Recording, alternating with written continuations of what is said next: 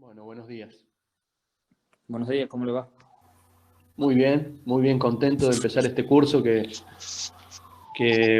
conduce el profesor Iñaki. Es un placer para mí compartir con él la clase, todo su conocimiento, y la verdad que es una propuesta de mucha utilidad para la profesión y para la vida en general, pero sobre todo para ejercer la profesión en estos tiempos que corren. Así que un poco de eso seguro vamos a hablar durante el semestre.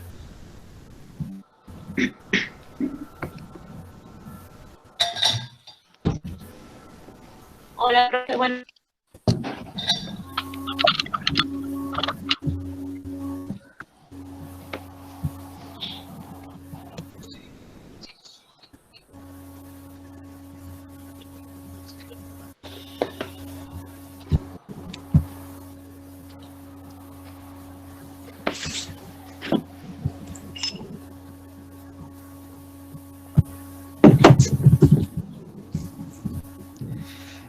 Por favor, apaguen los micrófonos, aquellos que no vayan a hablar, si no hay mucho ruido de fondo.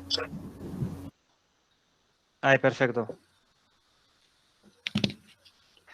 Bien, empezamos ya con la clase, ya 36 estudiantes, no sé si habrá más. Supongo que sí, porque en el aula virtual tengo 120 registrados. Y supongo que serán los que habrán hecho una copia de los que estuvieron en el primer cuatrimestre y algunos ya habrán abandonado. Bien, empezamos el curso. Mi nombre es Iñaki Ceberio, de formación filósofo, y formamos combo con Pablo Sánchez, que él es abogado, con lo cual mi visión va a ser más filosófica y la de Pablo va a estar más ligado al ámbito del derecho, con lo cual va a estar bastante completo a nivel multidisciplinar. Este curso, a diferencia de otros, está diseñado totalmente, lo hemos rediseñado para que sea virtual, con lo cual no va a haber muchas clases presenciales. El punto positivo, que vais a tener más tiempo para hacer los trabajos. En ese sentido va a ser más fácil poder regularizar, porque los trabajos se hacen en grupo.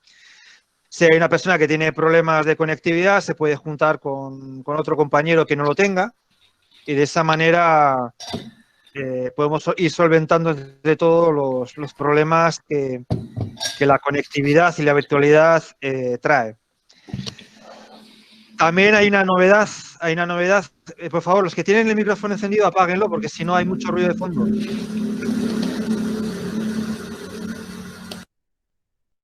Perfecto.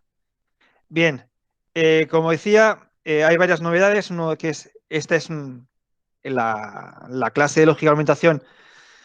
Está diseñada para que sea virtual, con lo cual no va a haber clases magistrales. Personalmente pienso que las clases magistrales no sirven de nada, porque todos los años que llevo dando clases, la capacidad de retención que tiene el estudiante de lo que se dice en clase es bastante mínima, no llega ni al 5%. Con lo cual, lo que sí va a haber va a ser clases de integración. Una vez que vos hayáis leído los textos, ahí sí que podemos intervenir nosotros, siempre y cuando tengáis dudas, tengáis comentarios o queráis debatir en torno a algún tema. Entonces, ahí va a ser mucho más fructífero lo que es el aprendizaje y el conocimiento que uno puede ir adquiriendo a lo largo de este curso.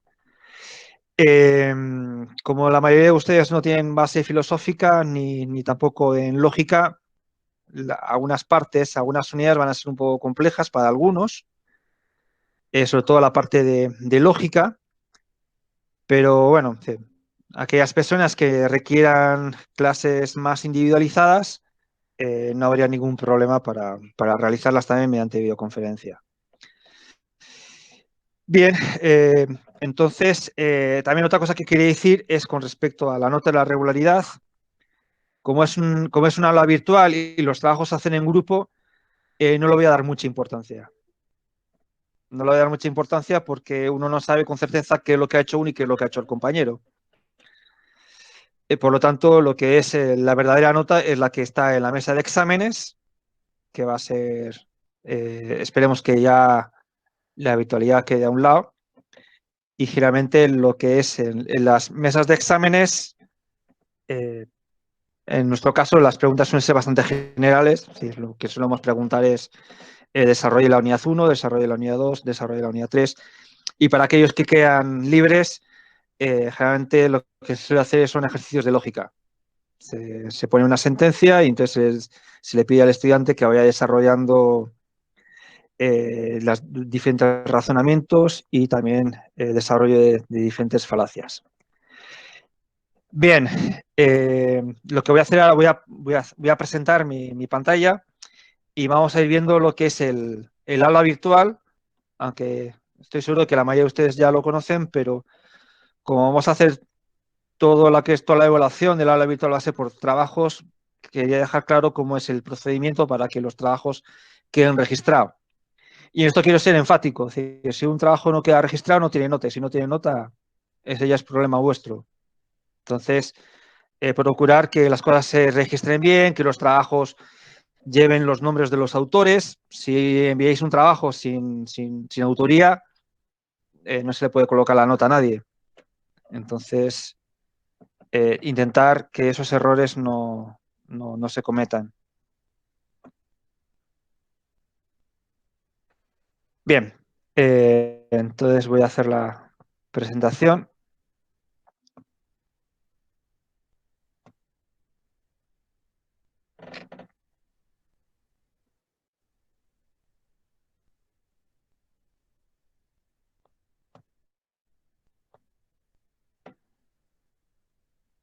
Bien, ¿estáis viendo mi pantalla?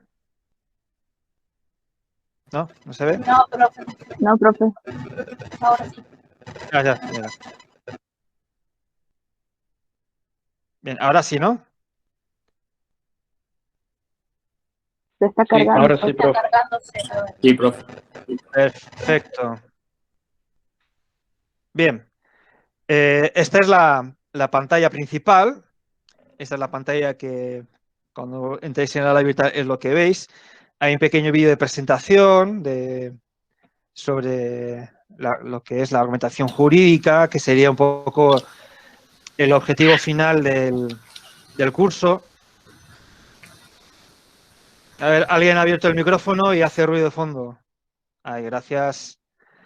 Bien, entonces el objetivo final del curso es la argumentación jurídica, es decir, que con este curso lo que queremos es aportar herramientas tanto epistemológicas, es decir, de conocimiento, como metodológicas, para que podáis argumentar bien, que la argumentación es la base del abogado, es uno de los principales instrumentos, que es el lenguaje, pero el lenguaje utilizado de manera jurídica, es decir, de manera argumentativa, ¿no?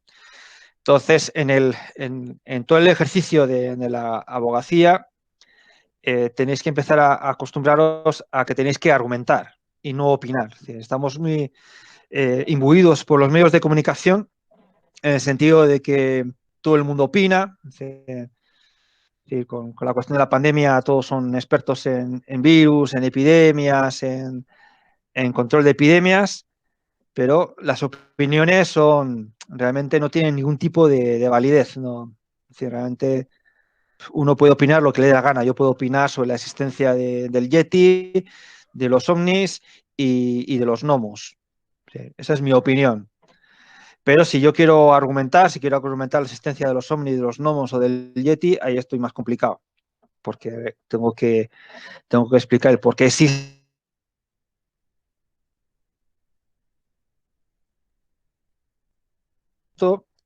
Y también va a ser algo que también lo vais a ir compartiendo con talleres de escritura jurídica que están en otros cursos. Bien, también una sugerencia es que exploréis todas las ventanas, todas las posibilidades. Vamos a presentación, donde ahí se muestra un poco lo que es el curso. Está dividido en contenidos mínimos, fundamentos, objetivos, metodología de la enseñanza, evaluación y bibliografía. Los contenidos mínimos son los mismos, son los contenidos que están aprobados en lo que es en la carrera, son Como veis, están bien sintetizados: problemática del conocimiento científico, concepto de paradigma, el problema de la objetividad. Estos son objetivos que están vinculados con la unidad 1, que tiene que ver con nociones básicas de la epistemología. ¿Qué es la ciencia? ¿Qué es la ciencia, no? Y luego, en última instancia, podemos debatir si el derecho es una ciencia o no es una ciencia, que es un tema de actualidad, discusión.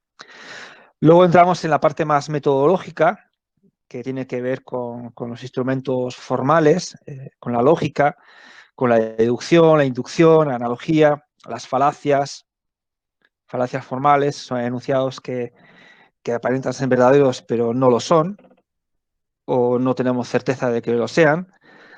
Y entonces esa va a ser una parte más vinculada a la lógica, al razonamiento, a las reglas del buen razonamiento, y va a ser muy útil a la hora de poder argumentar de una manera válida, de una manera aceptable.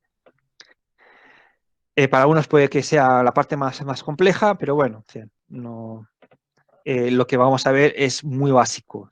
Es lo mínimo, los mínimos instrumentos metodológicos formales que un abogado debería de saber.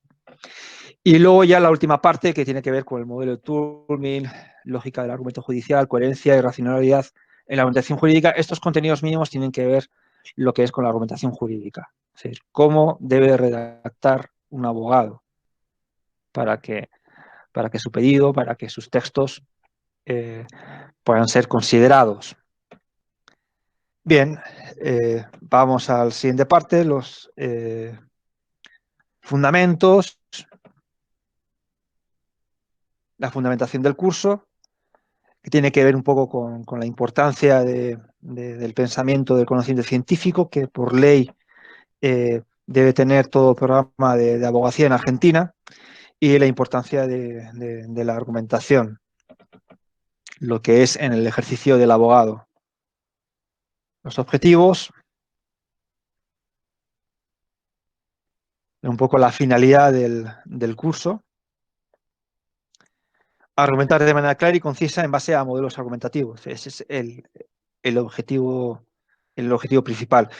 ¿Qué otros objetivos tenemos para poder conseguir esto? Pues tenemos que tener algunos conocimientos sobre la ciencia, reflexionar acerca de la objetividad, la construcción de los argumentos, poder detectar aquellos argumentos que sean falaces, crear argumentos según el modelo de Turing, etc. Metodología de la enseñanza, y explica un poco. La metodología va a girar en torno a la virtualidad. Es decir, va a ser diferente a lo que es a un curso meramente expositivo, y realmente va a girar en torno a actividades que tienen como dos partes. Una parte más bien conceptual, que eso va a estar en lo que es en lectura de los textos. Este año hemos hecho un esfuerzo porque los textos sean más asequibles que los del año pasado. Y luego una parte también procedimental, es decir, hacer vídeos, hacer un póster, hacer mapas conceptuales, que también van a ser instrumentos que van a ser muy útiles a lo largo de toda la carrera. Y luego pues va a haber actividades como debates, torbellinos de ideas, posiciones, ejercicios, sobre todo en la parte de lógica. La evaluación, que es algo bien importante. La evaluación, como he dicho antes, no le da mucha importancia a lo que es la nota de la regularidad, pero sí lo que es la nota que va a figurar en vuestro currículum va a ser la de la mesa de exámenes. Y bien, entonces, la inicial consiste en lo que es en la encuesta que ya os he enviado mediante el grupo de WhatsApp, de proceso que va a ser las evaluaciones que se van a ir realizando a partir de vuestras actividades en el aula virtual, y luego pues, lo que la nota final vendría a ser lo que es la nota de mesa de exámenes. Para aquellos que son regulares será oral, con alguna parte, con alguno se preguntará alguna unidad. Y para aquellos que sean libres, pues realmente tendrán que responder a todas las unidades y a todos los textos que se vean en el curso. Si alguien tiene una pregunta, activa el micrófono y me pregunta. La bibliografía.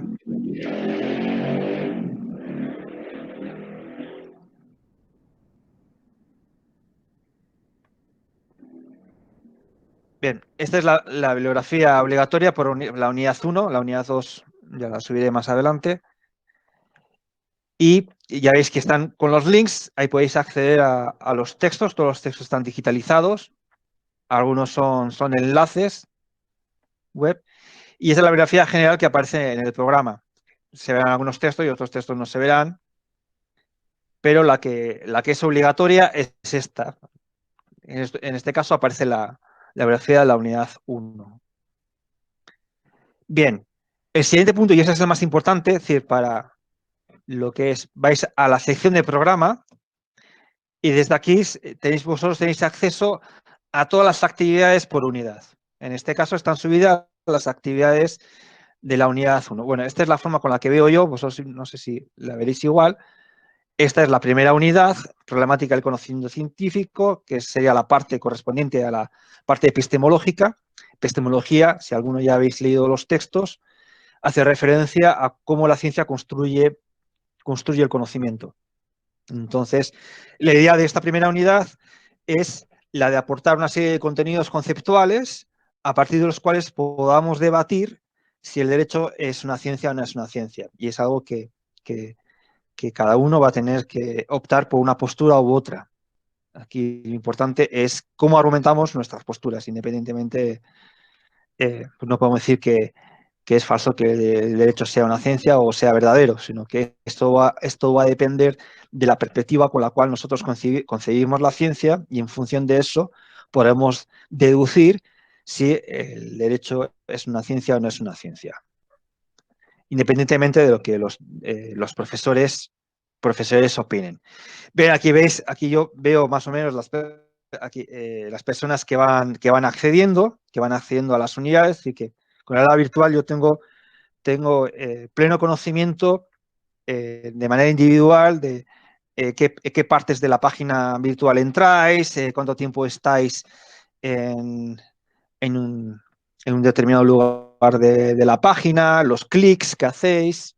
Así que tengo un control absoluto de dónde hacéis. Entonces yo, por ejemplo, veo que de 131 personas que están registradas en esta asignatura, 45 personas ya han entrado en este lugar. Han entrado. Y luego yo tengo un seguimiento por lo que es por usuarios.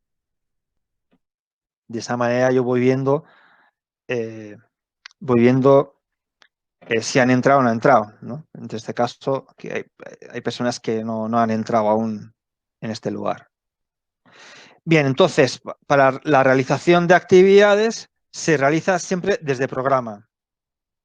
Desde programa. Entonces tenéis que entrar acá, aquí tenéis una serie de actividades, clicáis en esa actividad, por ejemplo, que es la ciencia, y aquí aparece descrita lo que es la actividad que indica es obligatoria, grupal. Entonces aquí aparece la fecha. Es decir, también como estamos en una dentro de la virtualidad, tampoco, si alguien se retrasa con las primeras actividades no pasa nada porque luego las puedo ir haciendo con mayor rapidez. Pero esos son los tiempos que se recomiendan, porque si lo dejamos todo para el final, entonces va a ser casi imposible que lo podamos hacer. Aquí tenéis también, aquí hay un documento audiovisual que lo podéis ir viendo. Y aquí tenéis dos textos, que es la ciencia y ciencia y ética. Y aquí viene la actividad, realizar un vídeo en base a los documentos, que no debe superar los 5 minutos. Y en aquellos casos en que el vídeo o la actividad se haga grupal, porque también está la posibilidad de que sea individual, tenéis que escribir qué es lo que ha hecho cada uno, para que más o menos yo me haga una idea de que habéis trabajado todos. Y aquí están los criterios de evaluación. ¿Cómo yo voy a evaluar esta actividad? A mí me tenéis que enviar lo que es desde, vosotros tendréis aquí tendréis un enlace para poder enviarme, luego os mostraré cómo yo veo vuestras actividades y me tenéis que enviar un link de YouTube, yo lo voy a ver el link de YouTube y entonces lo voy a evaluar. Es decir, claridad conceptual. ¿A qué me refiero con claridad conceptual? Realmente que los conceptos que se utilizan en el vídeo sean lo más claro posible, no sean ambiguos. Integración de los contenidos de material, 4 puntos. ¿Qué quiere decir? Que en el vídeo, de ese vídeo de 5 minutos que tenéis que hacer, tiene que haber elementos, yo tengo que ver que habéis integrado, que habéis visto, vosotros me tenéis que demostrar que habéis visto el vídeo y que habéis leído estos 2 textos. Si vosotros no demostráis que habéis visto el vídeo y que no habéis leído los 2 textos, en esta parte habrá 0 puntos. Y luego la creatividad. Realmente la creatividad de cómo se ha hecho el vídeo, cómo se ha editado, etcétera, etcétera. Evidentemente que si una persona no ha visto el vídeo y no ha leído estos 2 textos, también la claridad conceptual también va a ser nula. Es casi imposible que haya claridad conceptual sin haber leído los textos. Bien, como yo veo también, os voy a mostrar cómo yo veo las actividades. Esta es de otra asignatura, de otro curso. Yo me meto en programa.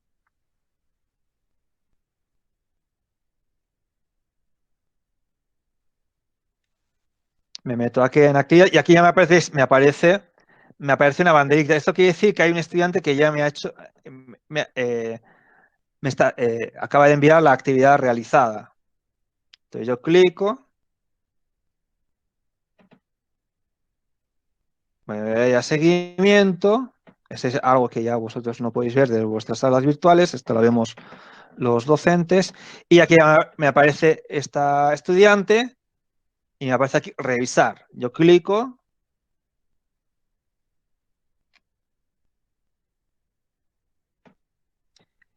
Me aparece corregir actividad y entonces aquí la estudiante me ha enviado un archivo adjunto. En vuestro caso me tenéis que enviar un link a veces y un documento. Podéis adjuntar documentos y enlaces. Bien, entonces vuelvo a lo que es a la actividad de la primera unidad de este curso. Bien, en la cuarta parte, en el cuarto subcapítulo de la primera unidad, o la cuarta actividad de esta primera unidad, que se finaliza el 11 de septiembre, aparece un vídeo. También estos vídeos los he subido, como habéis visto, los he subido al Face del grupo. Tenéis también una serie de textos con posturas muy diferentes y hay un foro. Entonces,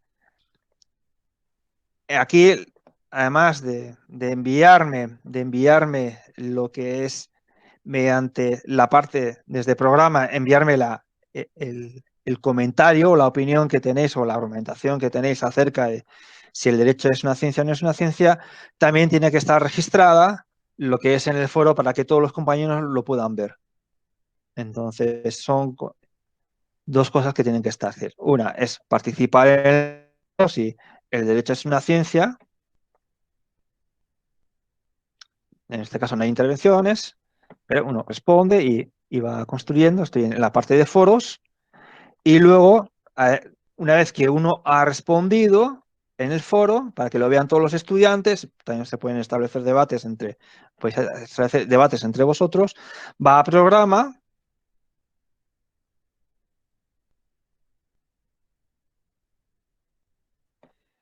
Va a la parte problemática del conocimiento científico, el conocimiento jurídico, y desde ahí copiáis la participación en el foro y me lo enviáis a mí para que yo lo pueda evaluar.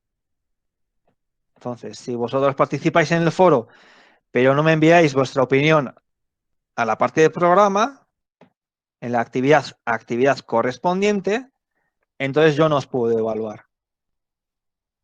Bien. Entonces, ¿esto ha quedado claro? Más o menos cómo funcionan las actividades. Sí, profe.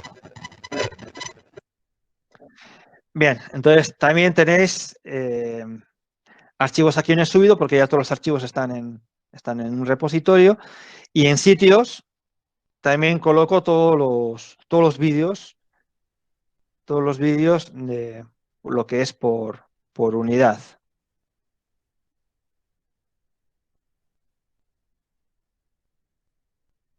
Entonces, en la primera unidad hay 6 vídeos.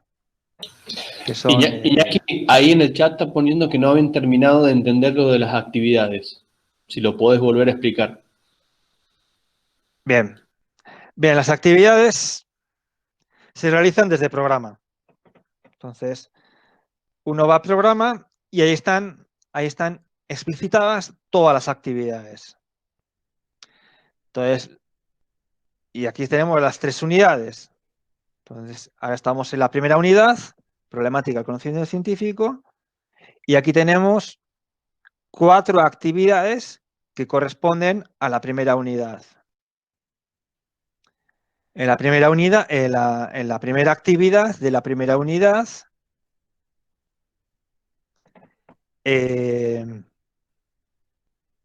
aparecen lo que es el material con el cual ustedes tienen que trabajar. En este caso hay un documento audiovisual y 2 textos. Aquí están los links. Uno clica aquí y uno descarga el texto.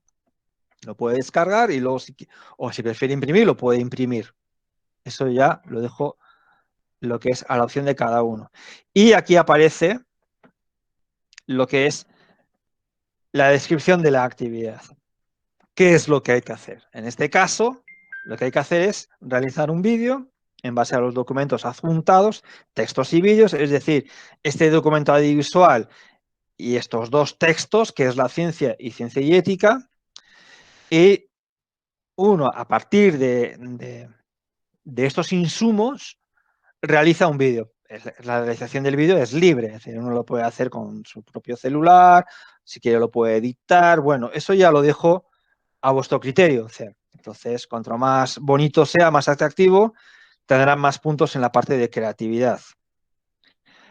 Entonces, en este vídeo tienen que estar los conceptos más importantes que aparecen en el documental y que aparecen en los 2 textos, para que de esa manera yo pueda evaluar la claridad conceptual, es decir, si manejáis con claridad los conceptos que están presentes en estos documentos y si realmente están bien integrados. Entonces, y además, como pido que el vídeo no sea superior a 5 minutos, tiene que haber una capacidad de síntesis. Sí, porque si no, esa es la idea. Es decir, vosotros, en función de vuestro criterio, tenéis que resaltar lo más importante. Además, se debe enviar en texto una descripción de cómo se ha elaborado el vídeo, describiendo las actividades de cada integrante del grupo, porque como lo vais a hacer en grupo, yo quiero saber exactamente qué es lo que ha hecho cada uno. Entonces, y luego me lo enviáis. Y me lo tenéis que enviar desde esta sección. Es decir, aquí va a haber una parte, yo como tengo yo tengo lo que es aquí lo que estáis viendo es cómo lo veo yo como docente. Es decir, vosotros los estudiantes accedéis al aula de manera, lo que aparece en el aula va a ser diferente. Entonces va a haber una parte donde vosotros podéis enviarme lo que es, aparecerá como una especie como de ventanita donde podéis adjuntar archivos o simplemente aparecerá un cuadro donde vosotros me podéis escribir y poner el link del vídeo y además, si queréis, también me podéis poner la descripción. Disculpe, profe, desde el mail interno, ¿puede ser? No, desde el mail interno no. Sí, en el mail interno, yo vuelvo a la página principal.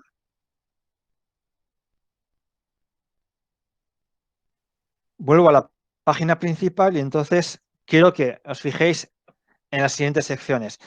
Programa. Desde aquí se realizan las actividades y desde aquí se envían las actividades. Me las envían a mí para que yo las pueda evaluar. Y yo las voy a ver también desde acá, desde el programa, desde esta sección. Aquí está el mail. Si me lo enviáis al mail, ten en cuenta que sois muchos estudiantes. Yo podría hacer la evaluación, pero cuando yo haga la evaluación no aparece el contenido del mail, porque el contenido del mail está en el mail. Entonces, para que el contenido esté en programa, el contenido lo tenéis que enviar desde el programa. Pueden ser los links, el vídeo, los mapas conceptuales. Todas las actividades se envían desde programa. no desde email. E incluso cuando vosotros participéis en el foro, que es la cuarta actividad de la primera unidad, ese contenido luego lo tenéis que copiar y lo tenéis que enviar al programa. No basta solo con participar en el foro.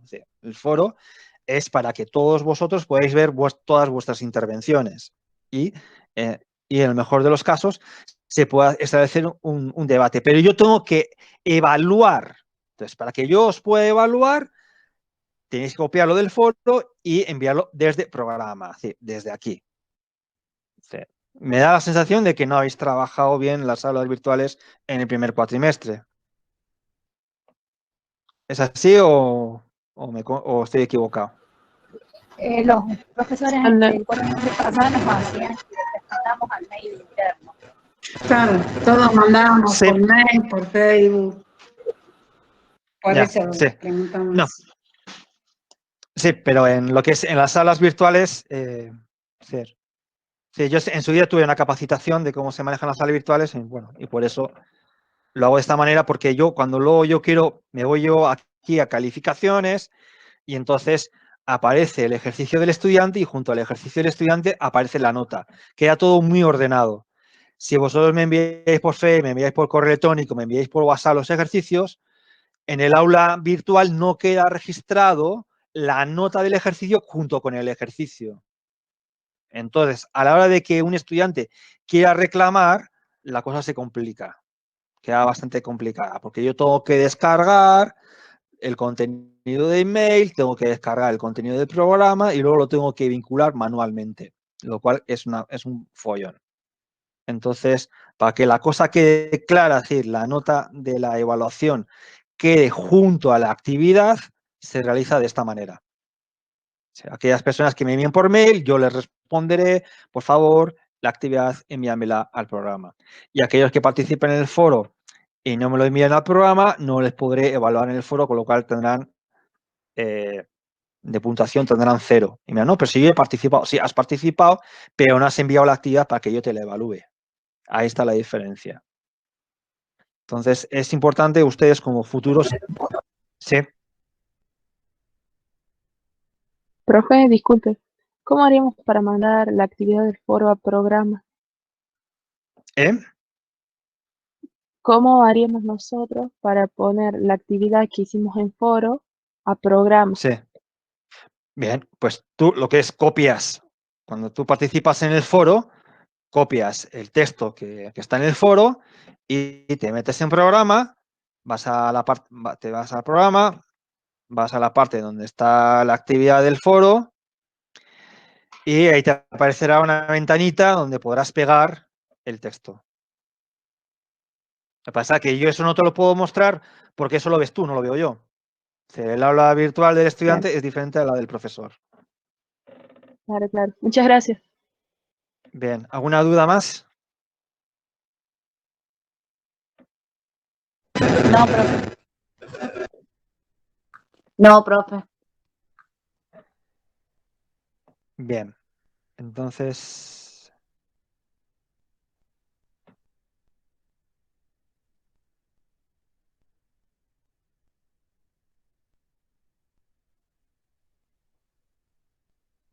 Bien, ¿qué dudas tenéis con respecto al curso? ¿Qué habéis visto? Me gustaría que alguien vaya Le hago una hablando. consulta, profe. En definitiva, la regularidad la adquirimos ¿cómo? La regularidad,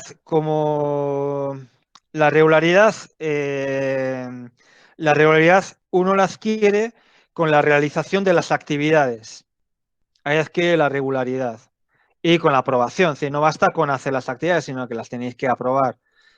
Entonces, la nota media de las notas de las actividades, si llegáis al 4, pues entonces estáis regulados, tendréis la regularidad. Pero como ya he dicho, no como es formato virtual, como esta asignatura tiene un formato virtual 100%, y como las actividades son en grupo, para que aquellas personas que tienen problemas de conectividad o lo que sea, se junten con otras personas y de esa manera todos podamos poder acceder a las actividades. Entonces yo no voy a tener, la nota de la regularidad no la voy a tener muy en serio.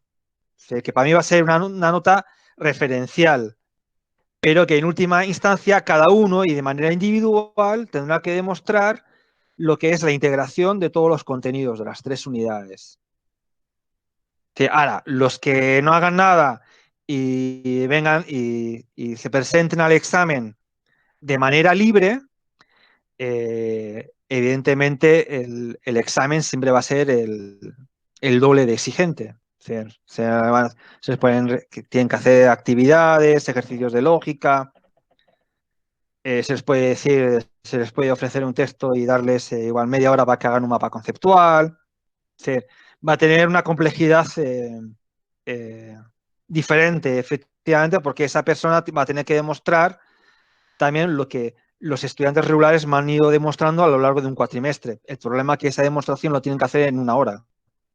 En 1 hora me tiene que demostrar que ha adquirido los mismos procedimientos que un estudiante regular lo ha hecho en 4 meses. Entonces, es eso, lo que cada uno tiene que demostrar conocimientos y destrezas. Gracias. La única... Bien. Más consultas, dudas.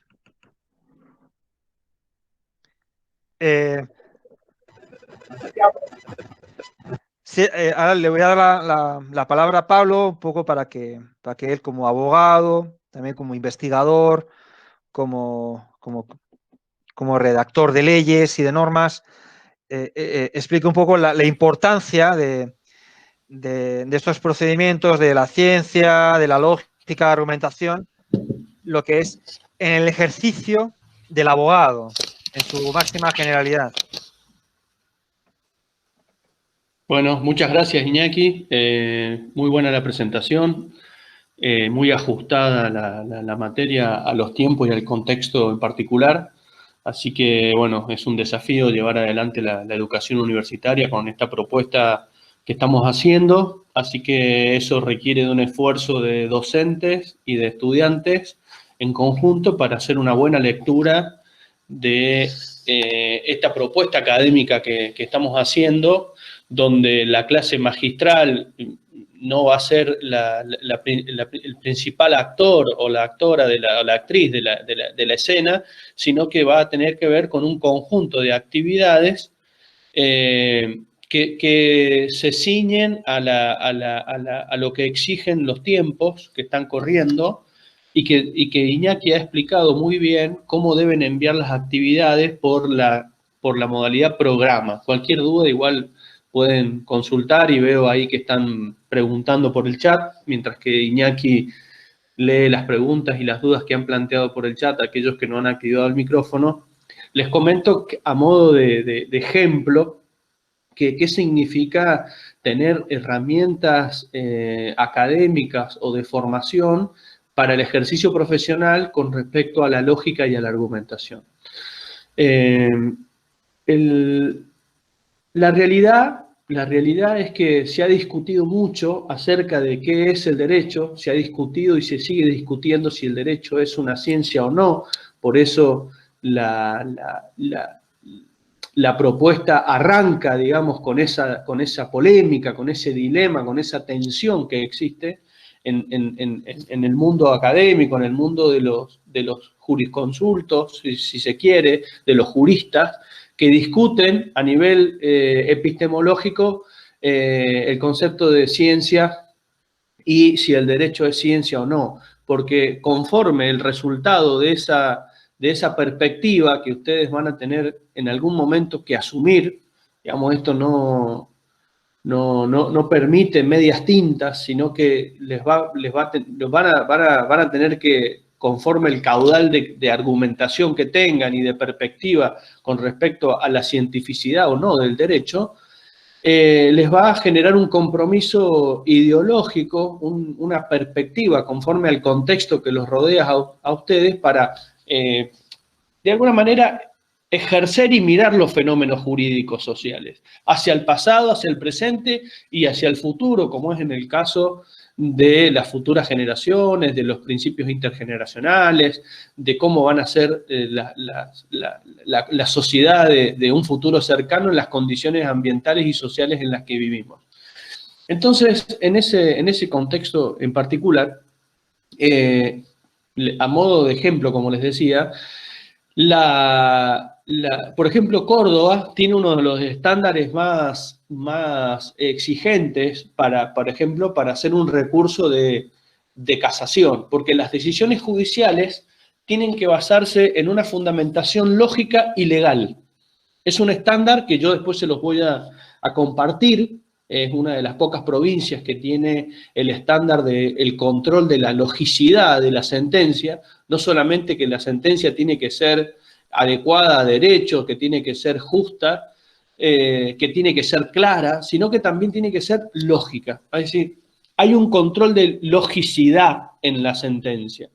Eso significa que la sentencia, para poder ser recurrida, para poder interponer un recurso de apelación o de casación para cuestionar los errores, porque está hecha por un juez y el juez es un ser humano y los seres humanos tienen errores y esos errores lo pueden volcar en una decisión, encontramos tres tipos de errores. Tres tipos de errores. El error injudicando, el error improcedendo y el error incogitando. Es decir, error en la aplicación del derecho, error en la interpretación de la prueba, por ejemplo, y error en el razonamiento jurídico. Y acá, en este error del razonamiento jurídico, es donde ingresamos nosotros con la lógica y la argumentación. Los errores incogitando e improcedendo los ven cuando ven derecho sustancial o derecho procesal. Pero los errores incogitando, los errores en el razonamiento del juez, en cómo piensa y razona el juez una decisión judicial, por ejemplo, los vamos a poder abordar en esta disciplina y los vamos a poder detectar con estas herramientas que brinda la disciplina. ¿Cuándo estamos ante un error del razonamiento del juez? Yo le digo, no hay sentencia perfecta. No hay sentencia perfecta. Yo le digo, en mi caso particular, en el estudio, yo me dedico a hacer recursos. Es decir, a cuestionar o a verificar cuáles son los errores que tienen la sentencia para poder acceder a una instancia superior para que revise esa decisión judicial. Lo mismo pasa con los alegatos, lo mismo pasa con la interposición de una demanda o de una denuncia. Si la denuncia, la demanda, el alegato, la prueba y la decisión judicial no son coherentes, no guardan logicidad y no tienen un canal de conectividad lógica y argumental entre lo que se dice, lo que se prueba y lo que se decide, evidentemente estamos ante un problema de coherencia del proceso. Entonces, todo eso, toda esa complejidad que amerita el debate procesal, que amerita el análisis de un conflicto, porque tenemos conflictos que son prejudiciales y no por eso la logicidad y la argumentación nos sirve. No es que estamos pensando la disciplina como herramienta solamente para los conflictos que ingresan al Poder Judicial. Estamos pensando la disciplina también para analizar y resolver conflictos por fuera de la esfera del Poder Judicial, como puede ser la mediación, la conciliación o el arbitraje. Digamos, el análisis lógico, que significa coherencia y claridad, digamos, básicamente esa logicidad, el correcto pensamiento, tiene que ver también con un proceso histórico. Recuerden que cuando nace la enseñanza de las ciencias, de las artes o del derecho, los primeros conocimientos se enseñaban tres disciplinas. La gramática, el arte de escribir bien, ¿sí? La oratoria, ¿sí? La oratoria, el arte de hablar bien, ¿sí? Y la dialéctica, que era el arte de pensar bien, o sea, la lógica. Esta materia retoma históricamente estos principios de escribir, ¿sí? Y pensar correctamente. Y por supuesto, de hablar correctamente, porque el discurso, la retórica, tiene que ser consistente, ¿sí? Tiene que ser de un lenguaje adecuado a los tiempos que corren. Yo tengo que tener una retórica constitucional de derechos humanos donde el epicentro esté ubicado ese epicentro en la dignidad humana, en un Estado constitucional de derechos humanos. Entonces, tenemos que hacer una lectura del contexto. Tenemos que tener claro los contextos históricos, tenemos que tener claro cuál es el lenguaje que se utiliza en ese contexto particular. Derechos humanos, dignidad humana, genocidio, dictadura, no eran propias del siglo XIX o XVIII. En el siglo XIX y XVIII se hablaba de pacto social, se hablaba de paz, ¿sí? Pero no se hablaba de dignidad humana, de derechos humanos. De derechos humanos se empezó a hablar después de las guerras mundiales. Entonces, en ese contexto, ahora se está hablando de la dignidad humana, se está hablando del ambiente como el centro especial de vida, ¿sí? Y de futuras generaciones. El interés superior del niño, el derecho a ser oído, la oralidad, ¿sí? Entonces, todo este lenguaje, la igualdad de género, todas estas lecturas interpretativas que van siendo disruptivas de ciertos paradigmas y vamos construyendo nuevo espacio en el derecho, tienen que ser incorporados al caudal de la argumentación jurídica. Entonces, yo no puedo estar aislado, ¿sí?, de los fenómenos que pasan en la realidad social. Digamos, no es que la lógica y la argumentación jurídica pueden ir en paralelo o en forma de una isla. Si el profesor Iñaki nos va a explicar qué es la ciencia, qué es la argumentación jurídica, cuál es el modelo de Toulmin, no puede estar eso aislado de los problemas sociales que están acuciando radicalmente a la sociedad durante muchos años. Por ejemplo, la gestión de la basura, por ejemplo, el acceso a la conectividad, por ejemplo, el acceso al agua, la vivienda digna, la pobreza, la desigualdad. Esos problemas que están acuciando, digamos, a la sociedad y que atentan contra la dignidad, tienen que ser, ¿sí?, objeto y fin de la utilidad que vamos a tener a las herramientas de la lógica y la argumentación jurídica. Si no, estamos pensando que esta disciplina solamente sirve para abrir un estudio, colgar el título y empezarle a cobrarle a los clientes y nos olvidamos de la realidad social que nos circunda. La vocación profesional tiene que ver con una ética y estas herramientas son esencialmente transformadoras de esa realidad social, tanto para el proceso, tanto para la mediación de conflictos, tanto para abordar, como decía Iñaki, conflictos y problemas sociales que nos trascienden como seres humanos. Iñaki ponía el ejemplo de que yo redacto y soy autor de varias leyes ambientales y de otro tipo acá en Córdoba.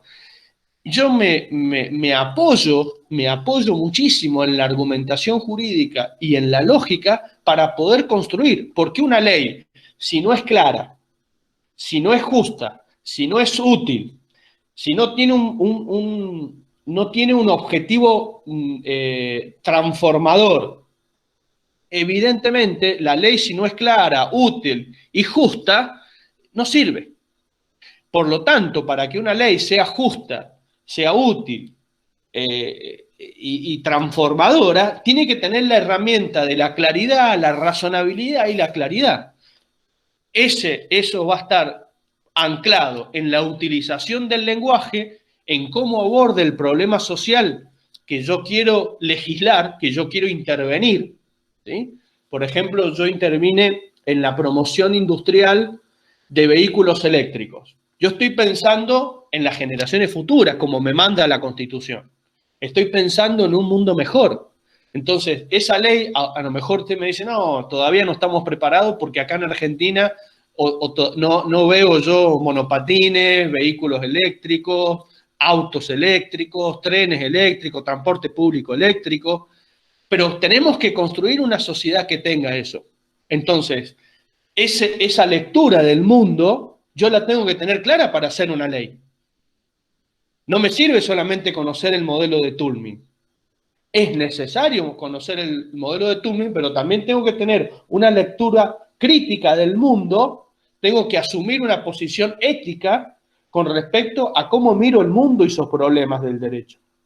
Entonces, esa ley tiene, si quieren después se las comparto, o podemos compartir otra ley, como lo diga Iñaki, si quieren que compartamos, o podemos compartir todo, sentencias con errores incogitando, un juez no puede, por ejemplo, romper con una regla la puerta. Puede estar abierta o cerrada, nunca puede estar abierta y cerrada al mismo tiempo, ¿no es cierto? Eso es una regla lógica. ¿Se entiende o no? La puerta puede estar abierta o cerrada, nunca abierta y cerrada al mismo tiempo. Entonces, ese principio de tercero excluido, no contradicción, razón suficiente, son pero esenciales para ejercer la profesión. Porque muchas veces hay leyes que no responden a un control lógico. No son lógicas. Son contradictorias, tienen vicios, tienen errores. ¿Por qué? Porque el legislador muchas veces, y no hay que ser ingenuo con esto, responde a criterios políticos electorales. Y eso contamina la lógica, la razonabilidad, la justicia, los valores esenciales, porque están atendiendo a demandas sociales que contaminan epistemológicamente también el sujeto o los actores que están construyendo la ley o la decisión.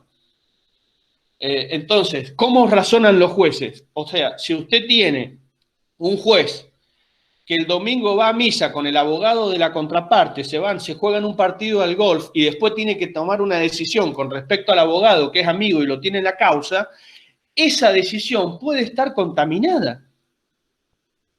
Pero tiene un tamiz ético, un filtro lógico del derecho de que podemos atacar esa decisión judicial porque los filtros éticos no están dados para garantizar la imparcialidad. Entonces, vivimos en una sociedad donde la crisis institucional, ¿sí?, es muy alta, entonces las herramientas para poder transformar y tener una sociedad mejor tienen que ver con que seamos claros.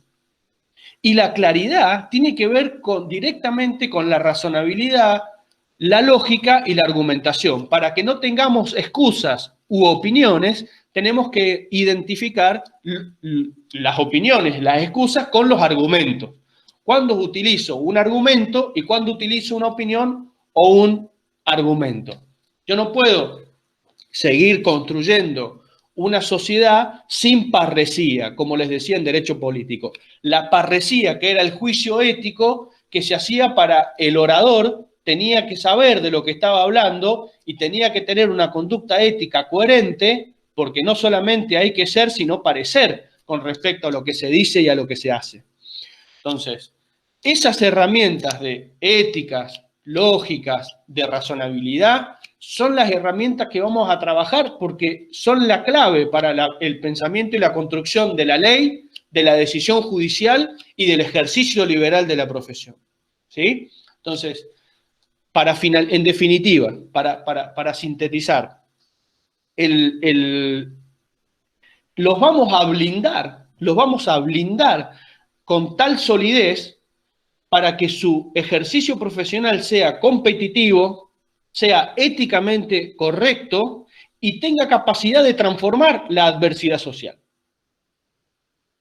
¿Sí? No puede ser una mera opinión la que transforme la realidad social, que desde el café de la esquina de la plaza transformemos la realidad. Tiene que ser desde un campo sólido, desde una epistemología bien clara, digamos, desde dónde estamos abordando el conflicto, saber dialogar con otras disciplinas, porque tenemos ese problema los abogados que somos con cierta tendencia histórica a la soberbia y a aislarnos en vez de trabajar interdisciplinariamente para abordar los fenómenos complejos, porque esos fenómenos que son complejos de la realidad social requieren de un método de abordaje complejo y ese método de abordaje complejo me lo da la interdisciplina y la transdisciplina ¿sí? Para poder, y la multidisciplina, para poder abordar correctamente. ¿Qué es ni más ni menos esto? Saber dialogar y compartir los saberes con otras disciplinas, con otros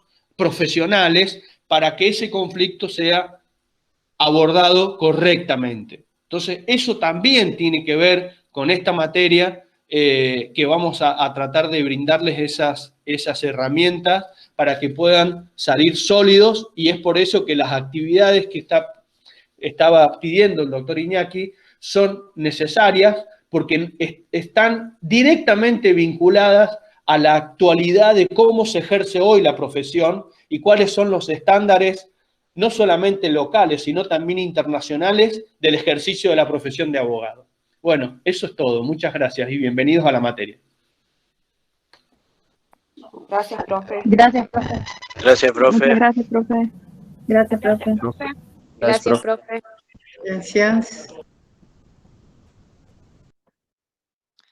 Muy bien, Pablo.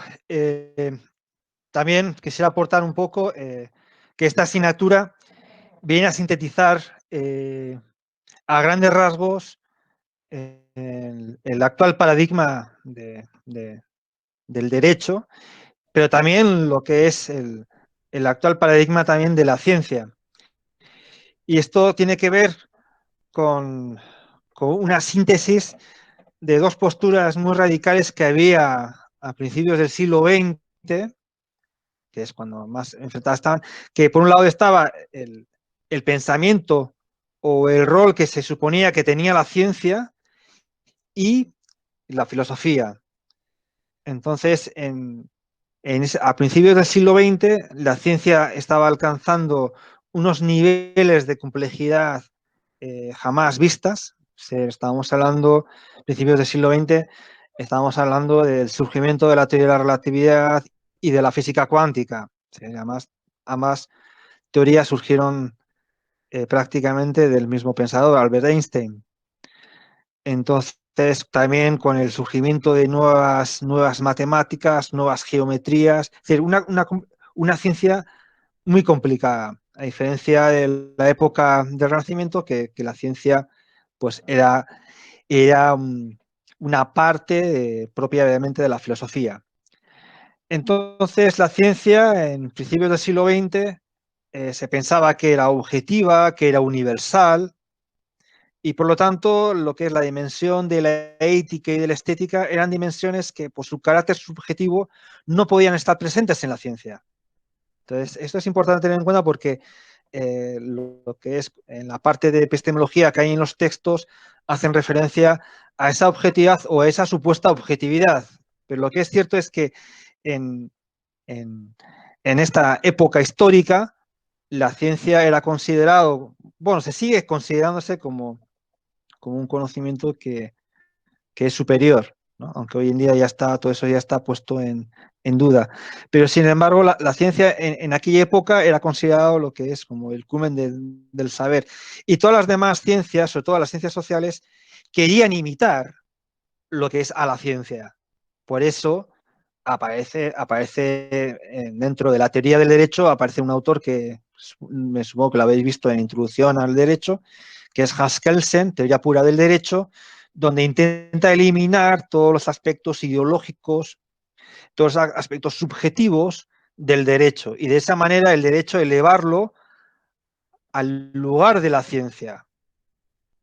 Y también en un contexto donde también surgieron los totalitarismos, el fascismo, el nazismo, que también por muy paradójico que sea, también con una gran influencia de ese pensamiento positivista. Y parte de esa concepción ha quedado un poco lo que es en nuestras mentes, ¿no? Es decir, la gente pues siempre piensa que la ciencia es que es objetiva, y realmente cuando uno se empieza a adentrar de cómo realmente funciona la ciencia, pues se da cuenta de que no es tan objetiva, de que responde a intereses, de que hay componentes ideológicos, ¿no?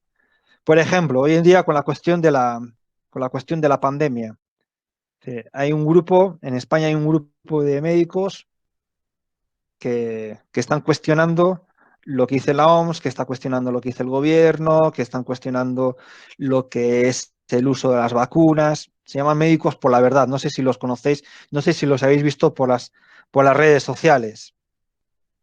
Entonces, como que la ciencia no es objetiva, no quiero entrar en la problemática si tienen razón o no tienen razón, pero vemos que hay personas que cuestionan a la ciencia. Entonces, la ciencia ya no es tan objetiva como uno supone. Y el otro bando, o la parte filosófica, como ha dicho Pablo, a partir de la Segunda Guerra Mundial, se ve necesario que tanto en la actividad jurídica, pero también en la actividad científica, la ética esté presente. Es decir, un científico, por el mero hecho que haga ciencia, no tiene ningún derecho a hacer lo que le da la gana. Y por eso, por ejemplo, a partir de la Segunda Guerra Mundial, una de las disciplinas que más se han desarrollado en el ámbito de la filosofía es la bioética. Entonces, debates bioéticos conocemos todos. Por ejemplo, el problema del aborto. Ese es un problema, es un dilema ético que se aborda desde la bioética. ¿Está bien o está mal? ¿Cuáles son qué principios morales van a estar presentes en nuestra argumentación para posicionarnos a favor o en contra del aborto? O la experimentación con las células madre. O el tema también de la eugenesia, tanto activa como pasiva. Son temas que están presentes en el ámbito de la ciencia y que hoy en día la ciencia no puede estar al margen de la reflexión ética. Entonces, por eso los médicos tienen un código deontológico. Un código deontológico significa que tienen un código donde explicitan los principios morales a partir de los cuales van a realizar su actividad. Los abogados también tienen su código deontológico. Tienen su código ontológico y luego cada abogado va a trabajar en función de sus principios morales. Yo os puedo preguntar si ustedes, por ejemplo, aceptarían el caso, por ejemplo, de defender a un violador. Pues, probablemente muchos me digan que no, pero si me digan que no y digan, bueno, si yo a un violador o supuestamente violador, nunca llevaría un caso de ese tipo, por lo que es por principios morales personales. Pero hay otras personas que dirían, yo sí, independientemente de que sea una actitud reprochable, toda persona tiene derecho a lo que es a una defensa justa. Y por lo tanto, realmente, independientemente si lo ha hecho o no lo ha hecho, yo voy a defender a esta persona, ¿no? Entonces, aquí estamos utilizando argumentos en base a principios.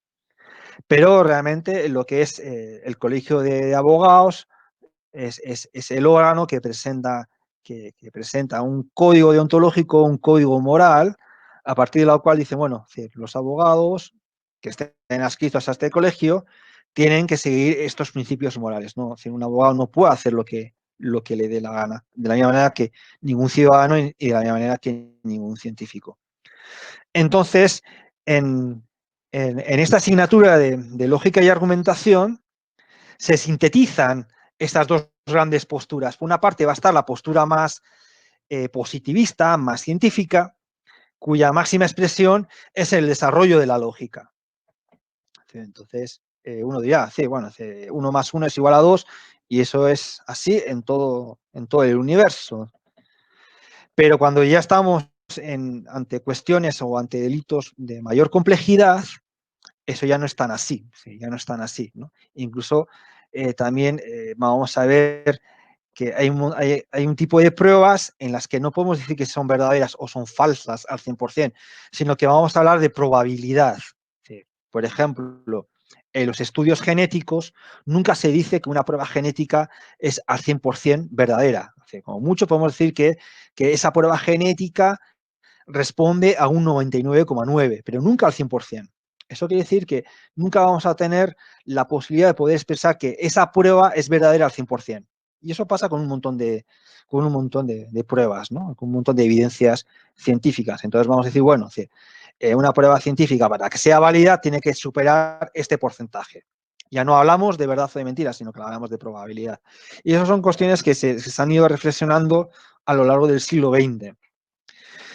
Y entonces, en este curso vamos a ver esas dos posturas, la postura tan positivista que luego se encarnó epistemológicamente en la lógica, como el instrumento que podría dar seguridad a la ciencia, y por el otro lado está la cuestión moral, que esa va a estar presente, por ejemplo, lo que es en el pospositivismo jurídico o en el neoconstitucionalismo jurídico. Son paradigmas que consideran que el derecho debe tener una serie de principios a partir de los cuales nosotros podamos interpretar lo que es las leyes, a las normas.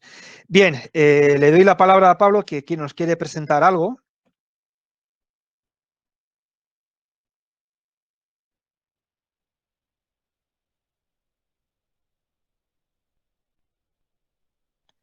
Pablo, ¿qué nos estás mostrando?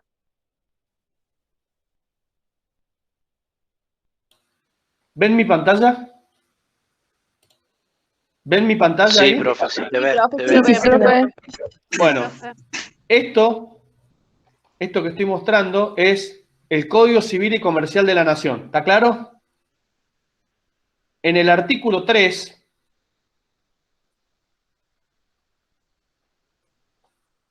esta es la presentación de la ley.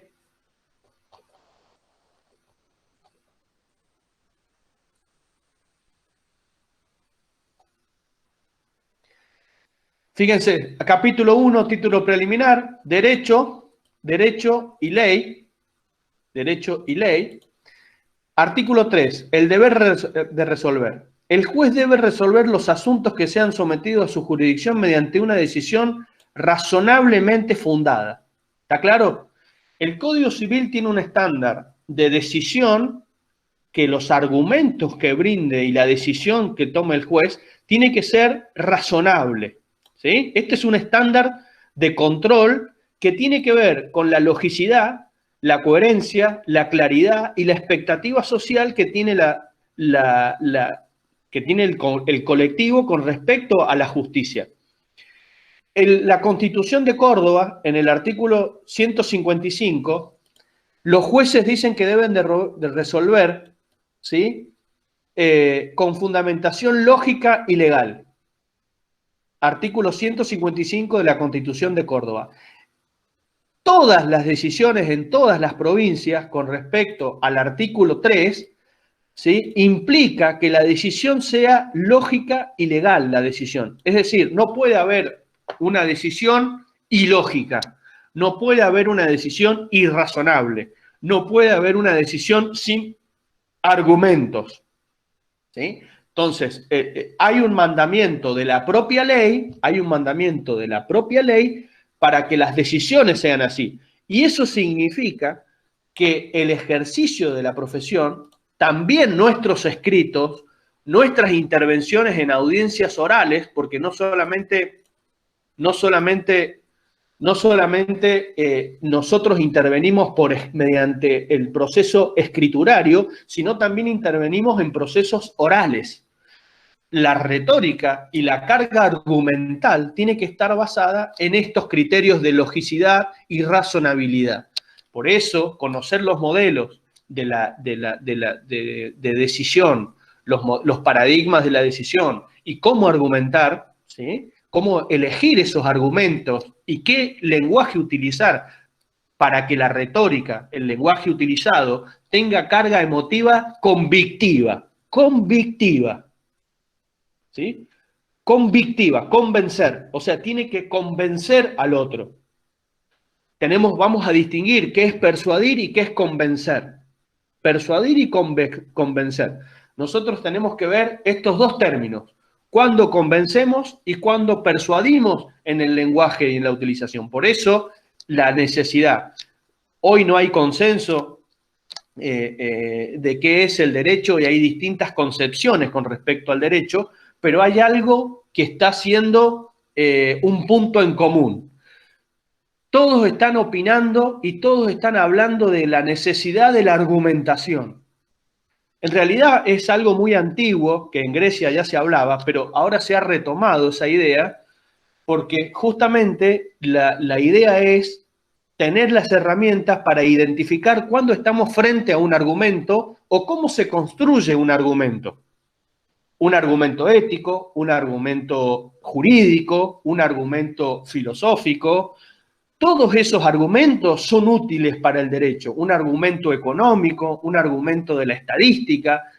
Vamos a tratar de seleccionar estratégicamente cuáles son aquellos argumentos que tiendan a persuadir y a convencer el escrito, la retórica en las audiencias orales, la decisión, porque les puede tocar ser juez, más tarde que temprano alguno de ustedes puede ser magistrado y tendrá que utilizar más que nunca esta herramienta porque tiene una carga pública muy importante de rendirle cuentas a la sociedad con respecto a la claridad. ¿Y qué es la claridad? Que la sociedad entienda lo que usted está diciendo, que sea lógico, que sea razonable y conforme a la expectativa. Entonces, esos estándares han cambiado y se han profundizado a partir del nuevo Código Civil y Comercial y en la etapa que hemos ingresado de un Estado constitucional de derecho, donde la Constitución, la dignidad humana, el ambiente, la cultura, la transparencia de los mercados son bienes colectivos que condicionan la decisión, el lenguaje, la carga ética, la interpretación de los hechos. Eso es muy importante. Cómo interpretamos, cómo hacemos una lectura de los hechos del mundo. Y eso después se trasluce en un expediente o en una audiencia. Así que espero que tengamos la mejor jornada académica durante lo largo y lo ancho del semestre y estoy a total disposición. Yo ahora voy a compartir en el chat mi mail por si alguien quiere escribirme personalmente, si requiere alguna carta de recomendación, si quiere alguna sentencia, si quiere algún proyecto de ley, lo que yo les pueda servir, estoy a total disposición. Muchas gracias y que tengan buenos días. Chao, profe. Muchas gracias. Nos vemos con el profe. Señal. Gracias. Bien, ¿alguna pregunta, alguna cuestión por parte de ustedes? Si no, ya daríamos por finalizada la clase de hoy. No, profe. No, es muy claro el profe, Pablo.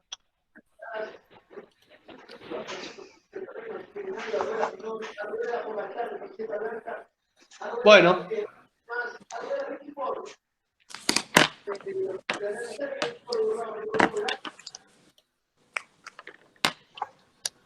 Bien, pues entonces lo estaríamos viendo en el aula virtual, en el WhatsApp, en el Face. Y esto, cualquier consulta que tengáis, pues os podéis poner en contacto por los 3 medios. También en... Bien, entonces la próxima clase ya será anunciada previamente, pero salvo que el desarrollo sea óptimo, vamos a intentar lo que es el mínimo de clases posibles. Bueno, profe. Bien, Bueno, entonces nos estamos viendo. Listo, Que tengan muchas un buen día y gracias. bienvenidos al curso. Gracias. Muchas gracias por todo. Gracias. Gracias a ambos. Lindo Que fin de anden bien. semana, bueno, Igualmente. chao.